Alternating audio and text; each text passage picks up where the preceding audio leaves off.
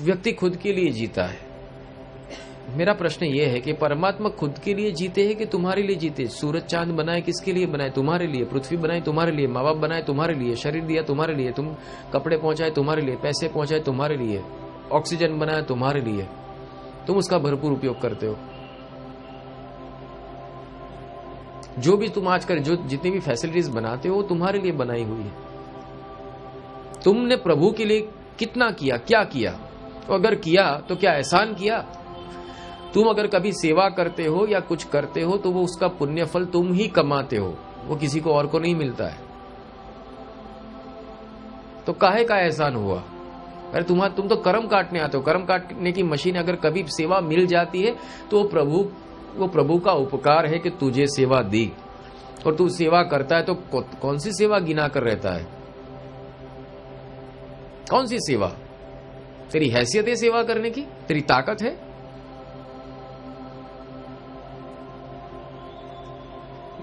वो भी वो करा रहा है।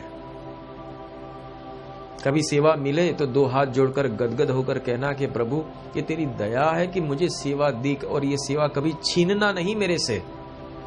और किसी दिन अगर सेवा ना मिले तो अंदर से पुकार आए कि आज मैंने ऐसा कौन सा दोष किया होगा कि प्रभु ने आज मेरी सेवा नहीं ली। वो सब कुछ तुम्हारे हाथों में दे देता है और तुम्हें सेवा करनी है। वहां कर्म कटते हैं।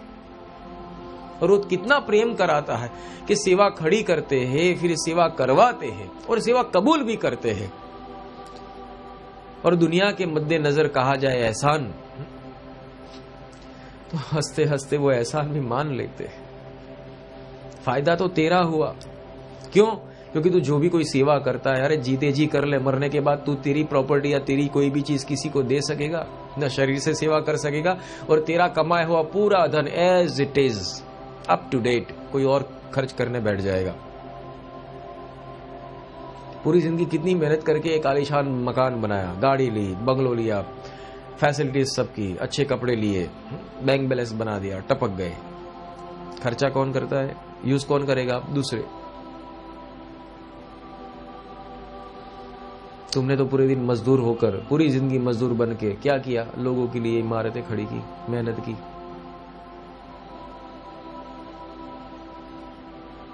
जरा सोचो, बुद्धिशाली हो तो यहां क्यों नहीं सोच लगाते? इसलिए इस बात को मैं इतनी ही बात, इस जगह पर एक ही बात कहूंगा कि तुम दाता दुख भंजना मेरी करो संहार। अब मुझे संभाल लो, बस बहुत हो चुका। और संभाल कैसे की जाती है जानते हो? तुम्हारे दोष दर्शन कराकर, तुम्हारे मन दर्शन कराकर, तोरा मन दर्पण दिखलाए। और अगर प्रभु ने संभालना शुरू किया तो एक बात याद रखना, वो तुम्हें गोदी में नहीं उठाएंगे। तुम्हारे दुख कटवाने के लिए दुख आएगा, तुम भुगतोगे, वहां से गुजरोगे और निकलोगे। तुम्हारे कर्ज उतारे जाएंगे, उसको संभाल करना कहते हैं। तुमको काल के मुख से जाने से बचा लिया जाएगा, उसके लिए तुम्हारे कर्म कटवाने जरूरी है, तो ही तुम बचोगे।